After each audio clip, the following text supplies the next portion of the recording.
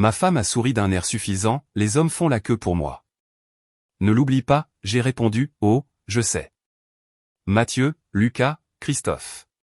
Ses amies assises à côté d'elle sont devenues blêmes, c'était tout leur mari. Le jardin de Mathieu sentait le charbon de bois et l'allume-feu bon marché. Et j'étais le type qui surveillait le grill parce que quelqu'un devait s'assurer que le poulet ne se transforme pas en viande séchée. Camille flottait sur la terrasse avec un gobelet en plastique et un sourire qui ne ressemblait pas à celui de la femme que j'avais épousée. Elle s'est installée à côté de Mathieu, le mari de mon ami, pas mon ami, et Harry a je ne sais quelle phrase il lui a servi. Leurs têtes se sont rapprochées. De ce genre de proximité. J'ai retourné un blanc de poulet, regardé la graisse crépiter, et j'ai gardé ma bouche fermée pendant 1 minute entière. Puis je me suis approché avec les pinces et une serviette en papier, surprenant la fin de son rire. « Qu'est-ce que c'est que ça ?» ai-je demandé, l'air de rien, les yeux fixés sur Mathieu. « Rien », dit-elle trop vite. Mathieu s'est éclairci la gorge. Ce petit bout de conversation est mort comme une mauvaise chanson. Il a jeté un coup d'œil au grill. « Tu veux que je prenne le relais, mec ? Ça fait un moment que tu y es. »« Ça va, je gère », lui ai-je dit. Il s'esquivait déjà comme un enfant qui fuit les corvées. « Je devrais aider les filles avec les salades », a ajouté Camille, comme si cela venait de lui traverser l'esprit. Et elle a posé son gobelet comme si elle en faisait don à une œuvre de charité. Puis elle a disparu vers la cuisine. L'air semblait plus froid. Pendant 1 seconde, je suis resté là, les pinces à la main, ne sachant pas si je venais d'imaginer toute la scène ou si j'étais entré au milieu d'une blague dont j'étais la chute. Si j'avais su où ce moment allait mener, j'aurais laissé le poulet cru et serais rentré chez moi. J'ai terminé mon service au grill, j'ai posé le plat sur la table de pique-nique et je me suis assis. Camille ne s'est pas assise avec moi. Elle flottait de nouveau. Groupe différent, même sourire. Mathieu gardait une saine distance avec moi et une distance pas si saine avec elle. J'ai mangé. J'ai souri aux gens. J'ai écouté Christophe parler de l'entretien des bateaux comme si c'était une pratique spirituelle. Sur le chemin du retour, Camille regardait par la fenêtre comme si les lampadaires lui devaient de l'argent. « Tu étais collé à ton téléphone pendant le dîner ?» ai-je dit, en gardant un ton neutre.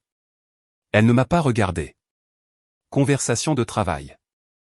Un samedi. Les gens ont des emplois, Antoine. C'est sorti d'un ton plat, comme si j'étais stupide de ne pas le savoir. Et tu étais plutôt proche de Mathieu au barbecue. Ne sois pas dramatique. Pas dramatique. J'ai laissé le clignotant faire son bruit. Je vérifie juste où nous en sommes maintenant. Nous ne faisons rien. Tu fais griller. Je parle. C'est comme ça que les fêtes fonctionnent. Elle a regardé mes mains sur le volant. Tu le serres comme si tu étais dans une tempête. J'ai desserré mes doigts. Je vais changer ça, alors. Fais ce que tu veux. Elle est retournée à la fenêtre. Notre maison était à 2 pâtés de maison, mais j'avais l'impression d'avoir encore quelques kilomètres à parcourir. Le lendemain matin, elle se déplaçait dans la cuisine comme si elle était allergique au contact visuel. J'ai préparé du café, versé 2 tasses et en ai glissé une vers elle. Elle l'a prise, a reniflé, n'a pas dit merci. Établissons une base, ai-je commencé. Tu es avec moi. C'est une réunion d'équipe. Elle a pris une gorgée. Je n'ai pas reçu l'invitation sur mon calendrier. Écoute, hier soir, c'était bizarre. Toi et Mathieu, le truc du téléphone. Je ne vais pas prétendre que ça n'est pas arrivé. Elle a posé la tasse et a croisé les bras. Alors, je n'ai plus le droit d'être sociable maintenant? Tu as le droit d'être tout ce que tu veux. J'ai le droit de fixer mes propres normes. Je ne tolère pas le manque de respect en public. Si je m'occupe du grill pendant que tu commentes avec des hommes qui ne sont pas ton mari, ce n'est pas un mariage. C'est une comédie de situation. Ouah. Elle a cligné des yeux comme si j'avais raconté une blague qu'elle ne comprenait pas, tu manques d'assurance. Je suis observateur, ai-je corrigé. Voici comment nous allons procéder. Je prends mes distances cette semaine. Des plans séparés, des voitures séparées pour les événements. Si tu veux parler, utilise des phrases, pas du sarcasme. N'ose même pas contrôler mon ton. Alors n'agis pas comme une étrangère. J'ai regardé ma montre. J'ai une réunion à 9 h. J'en ai fini de demander à être traité comme une personne. Elle a ri une fois, un rire sec. Les hommes qui s'occupent des grilles pensent qu'ils dirigent le monde. Les hommes qui se maîtrisent le font. Je prends mes clés. Nous avons un barbecue chez Lucas le week-end prochain. Je n'y vais pas à moins que cela ne change. Je ne m'inscris pas pour jouer à nouveau le second rôle. Je survivrai, a-t-elle dit. Prends tes distances. Fais tes règles. Je serai ici.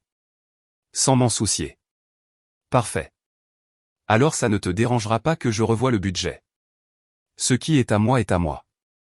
Ce qui est partagé est partagé. Je t'enverrai les chiffres ce soir. Ça a porté. Ses sourcils se sont soulevés d'une fraction de millimètre. Tu es sérieux. Mortellement sérieux. Je repousse ma chaise. Je vais m'installer dans la chambre d'amis pour l'instant. Essaie d'envoyer un texto quand tu es en retard. Une seule phrase. Courtoisie professionnelle. Elle a fixé la porte du réfrigérateur. Tu penses pouvoir me culpabiliser pour obtenir quelque chose? Je pense que les limites sont la façon dont les adultes évitent le chaos. Je suis sorti. Au bureau, Marc est passé près de mon poste. C'est le chef de projet senior, un type qui porte la même montre à chaque réunion parce qu'il dit que le chronométrage ne mérite pas les sautes d'humeur. On dirait que quelqu'un a annulé une partie de pêche, a-t-il dit. Presque, lui ai-je dit. Quelqu'un a annulé le respect de base. Il a appuyé ses phalanges sur le mur de la cabine. Règle-le ou laisse tomber. Le milieu, c'est là où tu te noies. À l'heure du déjeuner, mon téléphone a vibré plusieurs fois. Des notifications de travail, du pourriel, rien de Camille. J'ai éteint la sonnerie et je me suis perdu dans les feuilles de calcul. Ce soir-là, je me suis garé dans l'allée et j'ai vu la lumière du Porsche. Elle était allumée. À l'intérieur, la chambre d'amis avait des draps propres. J'y ai posé mon sac de sport comme si je m'enregistrais dans un hôtel calme et je suis allé à la cuisine.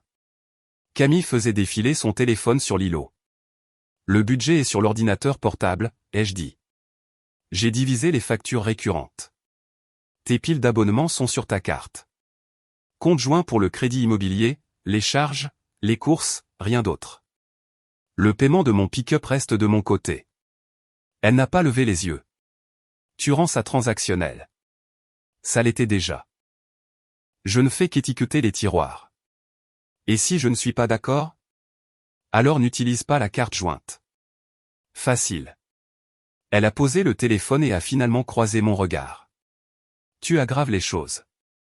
Ça a empiré à la seconde où tu as commencé à agir comme si je devais être reconnaissant pour des miettes. Elle a souri d'un air suffisant. Alors maintenant, je distribue des miettes? Je te dis ce que je vois. J'ai rincé une pomme, j'ai pris une bouchée. Nous pouvons repartir à zéro ou nous pouvons nous éloigner. Je ne te cours pas après. Elle a repris son téléphone. L'éloignement me va. Reçu. J'ai fini la pomme et j'ai jeté le trognon à la poubelle. Je retrouve les gars au relais mercredi. Ne m'attends pas, je n'y penserai même pas, mercredi est arrivé. J'ai retrouvé Yanis et Marc pour des ailes de poulet et un match en sourdine. Yanis a raconté une histoire sur ses enfants qui avaient fourré un Lego dans le grille-pain, et nous avons ri jusqu'à en avoir mal aux côtes. Je suis rentré à 22h30. La maison était sombre. La chambre d'amis ressemblait à une décision, pas à une punition. Au barbecue de Lucas ce week-end-là, je me suis tenu à ma règle. Voiture séparée. Je me suis garé dans la rue, je suis entré avec un pack de 6 bières, et j'ai salué d'un signe de tête quiconque croisait mon regard. Camille est arrivée plus tard avec Anna et Sophie. Elle ne m'a pas cherché. Lucas m'a tendu une spatule comme la dernière fois, et je la lui ai rendue. J'ai compris, a-t-il dit, confus. Tu ne cuisines pas aujourd'hui. Je ne suis plus de service en cuisine, ai-je dit en observant. J'ai incliné la bouteille vers la foule. Regarde comment les gens se comportent quand ils n'ont pas de fumée dans les yeux. Il a sifflé doucement. D'accord, mec. Il a donné la spatule à Mathieu. De l'autre côté de la pelouse, j'ai surpris Camille en train de regarder Mathieu à nouveau. Il a dit quelque chose. Elle a touché son avant-bras une seconde de trop. Je me suis tourné vers Lucas. Accorde-moi 5 minutes, ai-je dit. Chose importante. J'ai marché jusqu'au milieu du jardin, j'ai fait teinter ma bouteille sur le côté d'un pot de fleurs. Des têtes se sont tournées. Pas toutes, mais assez. Juste un mot, ai-je appelé, en souriant comme si c'était une blague. Si on fait des plaisanteries sur l'échange de partenaires aujourd'hui, j'ai dû manquer la feuille d'inscription. Le jardin est devenu plus silencieux que prévu. Le sourire de Camille s'est figé. Mathieu a reculé. Levez les mains. Détends-toi, Antoine. C'est une fête. Je suis détendu, lui ai-je dit. Je fais juste savoir aux gens que je ne joue pas à ce jeu. J'ai incliné ma bouteille vers le groupe et je me suis dirigé vers le portail. Sur le trottoir, Lucas m'a rattrapé. Ça va? Mieux que bien, ai-je dit. J'en ai fini de faire semblant de ne pas voir. C'était audacieux. Une limite, ai-je corrigé. Plus propre qu'une scène. Dis à Anna que je ne lui en veux pas. C'est entre moi et ma femme. Compris. En rentrant chez moi, mon téléphone a vibré. Un texto de Camille, c'était humiliant. Nous en discuterons plus tard. J'ai répondu, non. Je ne fais pas de gestion de la performance en privé après un manque de respect en public. Format cohérent. Pas de réponse. 2 jours plus tard, elle m'a glissé une assiette au dîner comme si nous avions rembobiné la cassette. Pâtes, pain à l'ail. Elle a même allumé une bougie, ce que nous réservons habituellement aux jours de fête. Tu es silencieux, a-t-elle dit.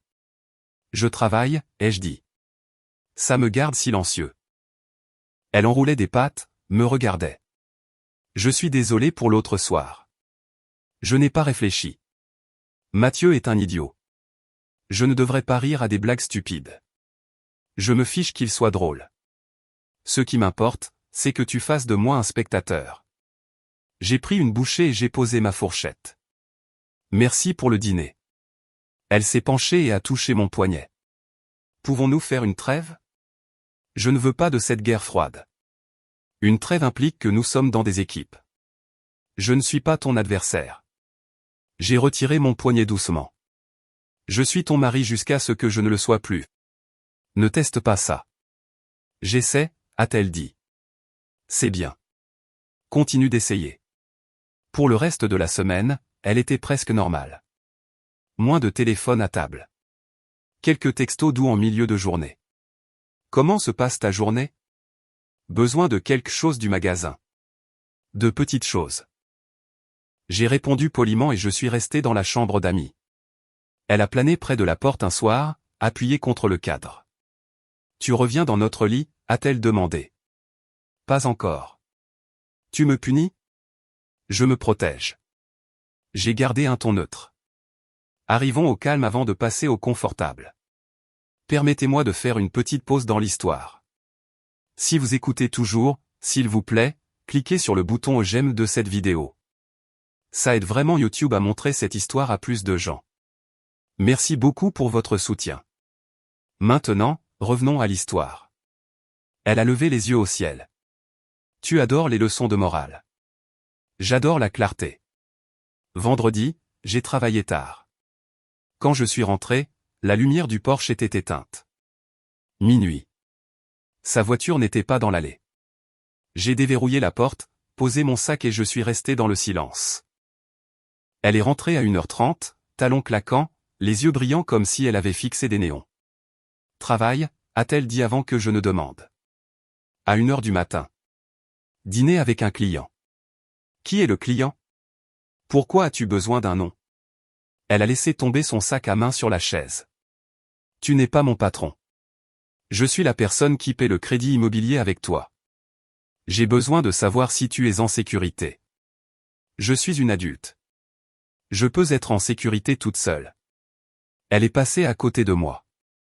Envoie un texto la prochaine fois, ai-je dit. Elle n'a pas répondu. La nuit suivante, même histoire, pas de texto, pas de courtoisie. Elle est rentrée après minuit, sentant l'addition de barres de quelqu'un d'autre. Je suis resté allongé dans la chambre d'amis à fixer le plafond. Cette trêve avait un trou assez grand pour y faire passer un camion. Dimanche matin, j'ai mis mes chaussures de course et j'ai fait une longue boucle dans le quartier que je connaissais autrefois. Quand je suis revenu, Camille était au téléphone, chuchotant dans la cuisine. Elle a raccroché dès que je suis entré. C'était qui? Ai-je demandé en prenant de l'eau. Maman. Elle a un nouveau numéro. L'indicatif régional de ta mère a changé pendant la nuit. Tu suis les indicatifs régionaux maintenant. Je suis les faits. C'est plus simple que les sentiments. Tu t'es transformé en détective. Pas encore, ai-je dit. J'ai pris une douche, je me suis habillé et je me suis assis au bureau dans la chambre d'amis. J'ai cherché un détective privé, pas un personnage de film, pas un imperméable, un professionnel avec un site web ennuyeux et de bonnes références. Bernard, j'ai appelé. Il a répondu comme un médecin de garde. Bernard, investigation. J'ai besoin de surveiller quelqu'un, ai-je dit. Discret, pas de drame. Qui est le sujet? Ma femme. Il a laissé passer un temps. Vous voulez me dire pourquoi? Je veux des faits, ai-je dit.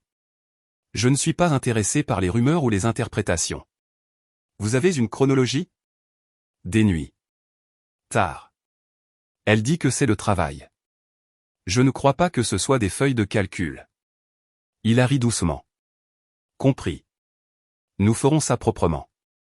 Photo, horodatage, lieu. Vous déciderez quoi en faire. Nous nous sommes rencontrés lundi dans un café loin de mon quartier.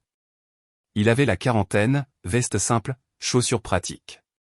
Il posait des questions comme s'il mesurait des meubles. Longues, précises, sans mots superflus. Je lui ai donné des noms. Mathieu, Lucas, Christophe. Ainsi que les épouses, Anna, Élise, Sophie. Il les a notés. Vous pensez que c'est l'un de ces gars, a-t-il demandé. Je pense que c'est un schéma. Je veux juste que le schéma soit dessiné. Donnez-moi 2 semaines, a-t-il dit. Peut-être 3. Facturez-moi. Ne mettez rien en scène. Je veux la réalité. La réalité, ce sera. Je suis sorti avec le sentiment de venir de mettre un verrou sur une porte que j'aurais dû verrouiller il y a des mois. Pendant les 2 semaines suivantes, j'ai agi comme un homme avec un plan, parce que j'en avais un. J'ai travaillé. Je suis allé à la salle de sport à 6 heures. J'ai bu des bières avec Marc et Yanis les mercredis. Et j'ai arrêté de jouer les chauffeurs pour la vie sociale de qui que ce soit. Camille l'a remarqué. Elle n'a pas changé non plus. Je sors, disait-elle en attrapant une veste. Avec qui, demandai-je. Ne m'attends pas, répondait-elle, comme si cela répondait à tout. Un soir, Anna m'a appelé par erreur. Le téléphone a vibré et j'ai décroché. Camille, où es-tu? Mathieu a dit, elle s'est arrêtée. Oh, Antoine. Désolé, mauvais numéro. Tout va bien? Elle a hésité. Oui, bien sûr. Puis rapidement, je dois y aller. La ligne a été coupée. C'était un fil que je n'avais pas encore tiré. 3 jeudis de suite, Camille est rentrée après minuit sans explication. Le 3e, elle a réessayé la voix douce. Tu es toujours en colère, a-t-elle demandé, appuyée sur le comptoir de la cuisine. La colère, c'est pour les adolescents. J'évalue. Tu évalues quoi? Si c'est récupérable.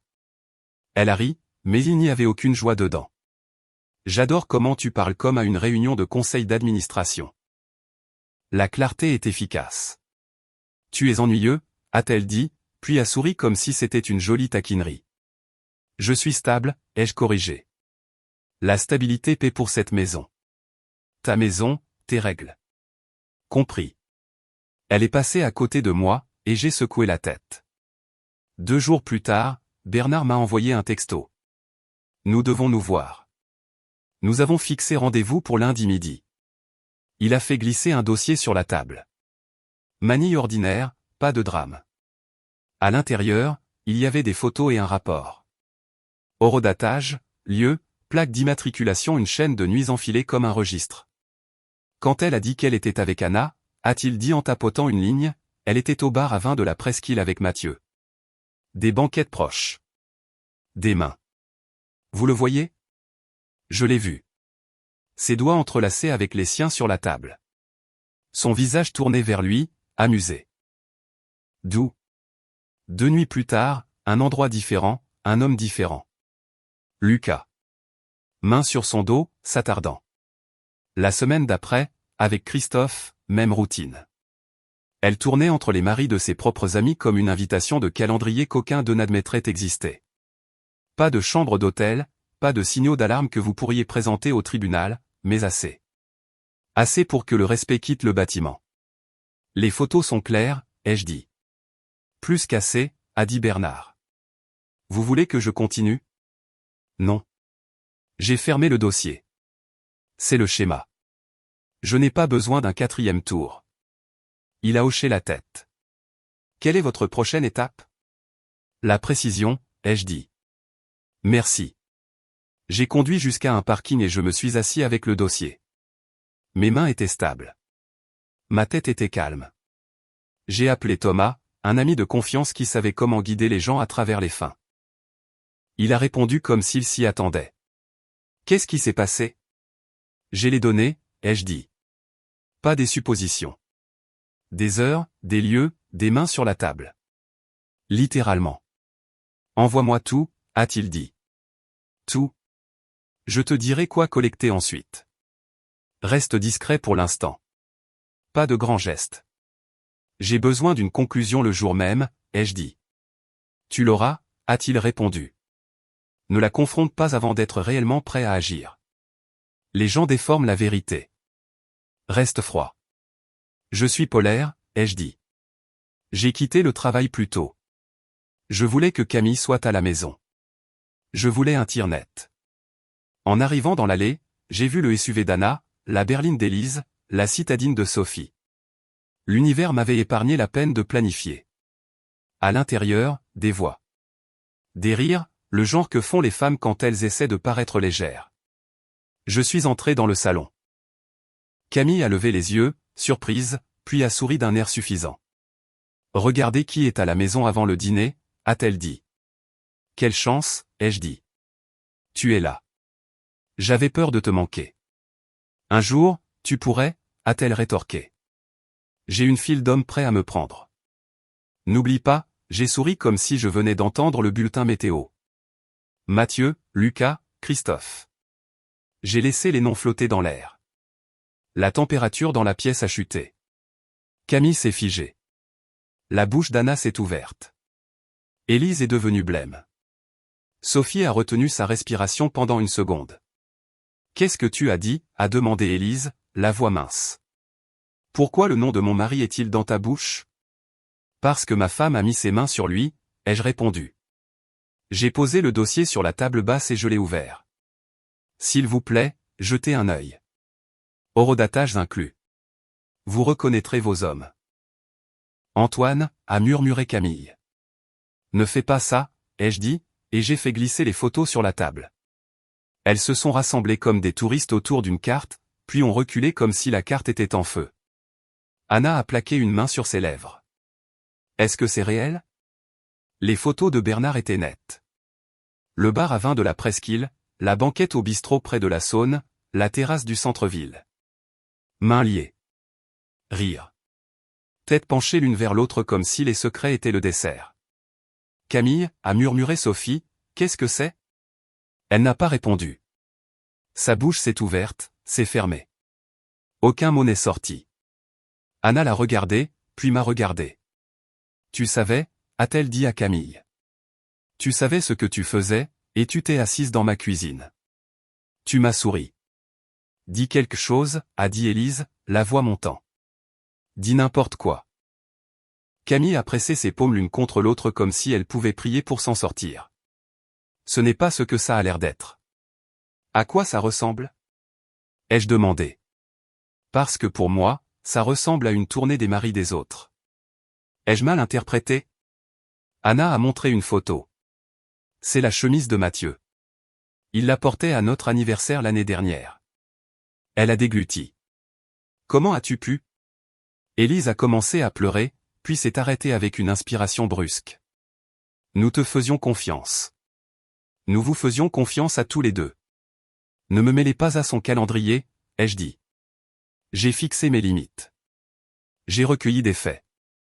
C'est pourquoi vous voyez ça dans ma maison et non dans des chuchotements quelque part ailleurs. Camille a finalement trouvé ses mots. Antoine, s'il te plaît. Ses mains tremblaient. Tu aurais pu juste. Aurait pu quoi, ai-je demandé. Avoir une autre discussion? Tu te moquais de celle-là. Tu avais ta phrase toute prête. Tu te souviens? Un jour, je ne te trouverai pas à la maison.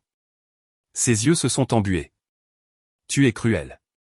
Tu es imprudente, ai-je répondu. Compétences différentes. Même résultat. Anna a claqué les photos sur la table. J'en ai fini, a-t-elle dit, la voix basse et vibrante. Je vais dire à Mathieu de faire ses valises. Elle m'a regardé, et il y avait quelque chose comme des excuses dans son visage. Merci de nous avoir montré. Élise a hoché la tête. J'aurais vécu dans l'ignorance, a-t-elle dit à personne. Je les aurais défendus. Sophie a fixé Camille comme si elle essayait de reconnaître une étrangère. Tu t'es assise sur mon canapé et tu m'as dit de faire confiance à Christophe. Elle a ramassé son sac à main au ralenti. Je ne sais pas qui tu es. Elles se sont bousculées pour partir. La porte a claqué une fois, puis une autre, puis plus doucement la troisième fois. La maison est devenue silencieuse. Camille m'a regardé, le mascara menaçant de couler, et a dit « Pourquoi m'as-tu fait ça ?»« À toi. » J'ai fait un geste vers les photos. Je l'ai fait pour la clarté. Elle mérite de savoir. Je l'ai fait pour ma santé mentale. Je mérite de savoir. On aurait pu juste en finir, sa voix s'est brisée. Sans tout ça? C'est déjà géré, ai-je dit. Les papiers sont en cours. Thomas a tout. Tu as dit qu'un jour je ne te trouverai pas à la maison. Ce jour, c'est maintenant. Tu me mets dehors? Je te demande de faire tes valises, ai-je répondu. Ce soir. Prends ce qui est à toi. Je ferai changer les serrures demain matin et le code de l'alarme sera réinitialisé à midi. Elle a fait un pas vers moi. Antoine, s'il te plaît.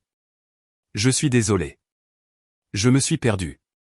Je peux arranger ça. Je serai parfaite. Je ferai les dîners. Arrête, ai-je dit. Tu négocies avec un homme qui a déjà quitté la table. Elle a pleuré, doucement et rapidement. Je n'ai nulle part où aller. Tu as des options, ai-je répondu. La famille, les hôtels. Mathieu et ses blagues, Lucas et sa collection de montres, Christophe et son bateau. Fais ton choix.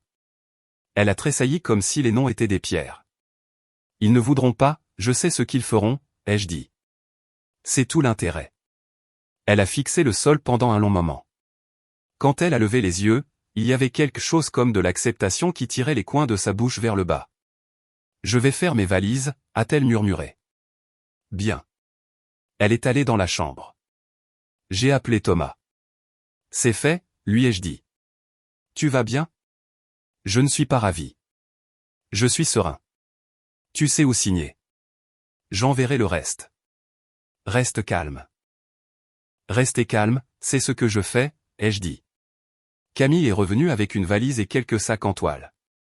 Elle s'est arrêtée à la porte. Y a-t-il quelque chose que tu veux que je dise, a-t-elle demandé doucement. Non. Je ne garde pas de souvenirs. Elle a hoché la tête, a essuyé ses yeux, et est partie sans un autre mot. La porte a cliqué. La maison a expiré. J'ai ramassé les photos, je les ai remises dans le dossier, je les scellées, et je les mis sur l'étagère supérieure d'un placard que je n'avais plus à partager.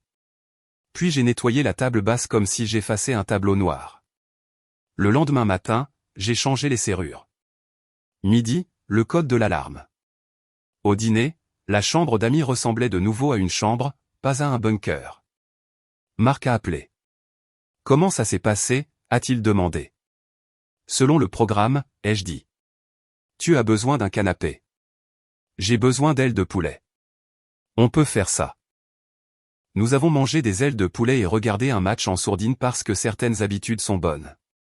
Yanis a raconté une autre histoire sur son enfant qui essayait de donner des haricots verts aux chiens, et j'ai réalisé que mes épaules s'étaient détendues d'1 centimètre sans que je leur dise de le faire. La semaine suivante, Thomas a envoyé des documents qui se lisaient comme un manuel pour déconstruire une vie sans se briser les mains. J'ai signé là où il fallait, j'ai fourni ce qui était requis, et je suis resté à l'écart de la boue. Camille n'a pas contesté. Peut-être qu'elle a compris que ses jetons de négociation s'étaient transformés en poussière. Les jours se sont transformés en quelque chose qui me ressemblait. j'ai ajusté le budget d'une expérience commune à un adulte célibataire, j'ai annulé le club de vin pour couple sur lequel Camille avait insisté pour la culture, j'ai basculé le service de streaming commun sur mon propre abonnement, et j'ai organisé mon calendrier sans vérifier celui de personne. Les mardis soirs, j'allais à la salle de sport avec Marc et nous nous poussions l'un l'autre comme des adolescents qui ne savaient pas que les blessures pouvaient durer un mois. Les jeudis, je retrouvais Yanis et quelques voisins pour des matchs de basket improvisés au centre communautaire. Les samedis, je faisais des grillades pour moi et pour quiconque passait dans le jardin, et le poulet avait meilleur goût quand je n'avais pas à regarder par-dessus la clôture pour voir qui riait avec qui. 2 semaines après son départ, Anna m'a envoyé un texto, « Je suis désolé pour ce que tu as traversé. Merci de nous l'avoir dit. Nous gérons notre côté. » Il y avait une photo d'une valise faite près d'une porte qui n'était pas la mienne. Je n'ai pas répondu au-delà de « Prends soin de toi ». Ce n'était pas mon histoire à raconter. Le travail s'est amélioré parce que j'étais présent. Les projets ont abouti. Des primes sont arrivées. J'ai déplacé quelques économies et j'ai versé un acompte sur un SUV d'occasion pour les week-ends, parce que le pick-up était pour transporter, pas pour vivre. Un dimanche au hasard, je suis allé au lac avec une glacière et une canne à pêche. Non pas que j'avais besoin d'attraper quoi que ce soit, mais parce que l'eau ne me demandait pas où j'avais été. Un soir, 2 mois plus tard, j'ai rencontré quelqu'un à l'anniversaire d'un ami dans son jardin. Elle s'appelait Nicole. Elle travaillait dans la logistique, ce qui signifiait qu'elle résolvait des problèmes professionnellement et n'avait pas besoin que quelqu'un l'impressionne avec des paroles.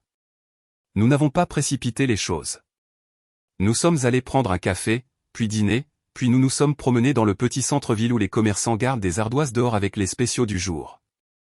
Elle posait des questions directes. Je donnais des réponses directes. Pas de comédie, pas de zone floue. Tu sembles posé, a-t-elle dit lors de notre 3e sortie. Je préfère poser à dramatique, ai-je répondu. Moi aussi, a-t-elle souri. Nous avons gardé les choses simples. Elle a rencontré mes amis. Marc m'a lancé un regard qui disait, enfin.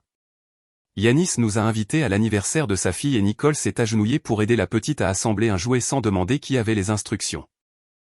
Elle a fait de ma maison un foyer sans rien réarranger. C'est un talent. J'ai appris par le bouche à oreille du quartier, parce que les quartiers en ont toujours un, que Camille avait déménagé à Bordeaux. Nouvel appartement, nouveau travail, nouveau cercle social. Ses parents vivent hors de l'État.